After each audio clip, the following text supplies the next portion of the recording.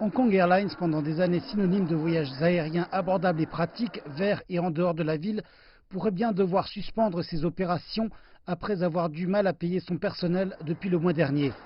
L'autorité de délivrance des licences du transport aérien a déclaré que la situation financière détériorée de la société signifiait qu'elle ne respectait plus les normes minimales en matière de permis. Si la compagnie ne peut pas payer le salaire du personnel, ceux-ci seront fâchés et ils pourraient commettre des erreurs dans les airs.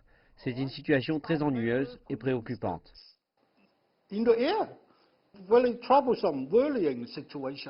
Par conséquent, de nouvelles conditions ont été ajoutées lundi au permis de la Hong Kong Airlines. Premièrement, de trouver de nouveaux investisseurs qui contribueraient au financement et deuxièmement, maintenir un certain niveau d'argent. La date limite est fixée pour samedi. La Hong Kong Airlines a vite réagi. Le président a acquiescé à la demande d'entrevue par courriel de CGTN en répondant qu'un premier plan d'injection de fonds avait été établi et que les salaires impayés du personnel devraient être réglés jeudi. Mais des voyageurs craignent toujours d'avoir à changer leur itinéraire. Êtes-vous inquiet? Oui, un peu, parce que je crains qu'il n'y a plus d'avion pour revenir à Hong Kong. Je pense que c'est sans danger parce que j'estime que l'équipage est professionnel. Ils le feront même sans être payés. Je vole avec eux depuis assez longtemps. Je fais confiance au département de l'aviation civile pour veiller à ce que l'avion soit toujours sûr, alors que je crois qu'il procède à des contrôles aléatoires.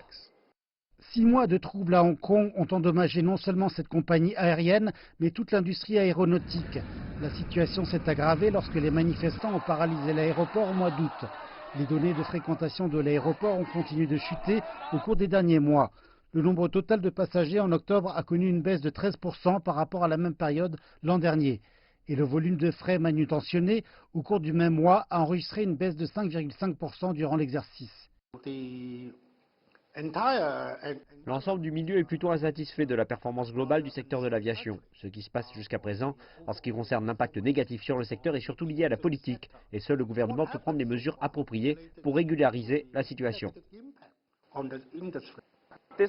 Malgré les risques possibles sur la sécurité et la situation financière, les passagers peuvent toujours faire leur réservation auprès de la Hong Kong Airlines.